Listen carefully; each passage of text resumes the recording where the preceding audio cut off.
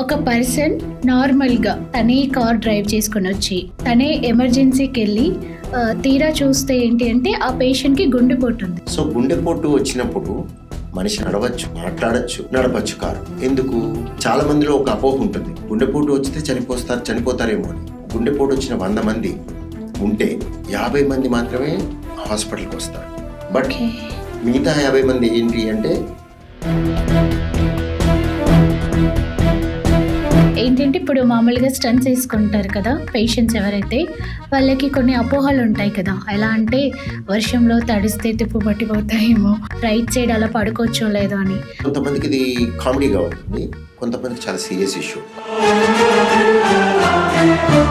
ఇంకొకటి, మా ఫ్రెండ్ అదే రోజు ఒక ఫ్రెండ్ మంచిగా అలా తాగుతూ ఒక క్వశ్చన్ వేశాడు, జిమ్లో చనిపోతున్నారా ఎక్సర్సైజ్ చేసుకుంటూ, ఏంద్రా ఇది ఎట్లా అని ఇట్లంటే ఒక అతను మెల్లగా సైలెంట్గా ఉండి, అరే ఎవడు చేయమన్నాడు జిమ్ మిమ్మల్ని, బార్లో ఎవడైనా చనిపోయినట్టు విన్నావా అన్నాడు.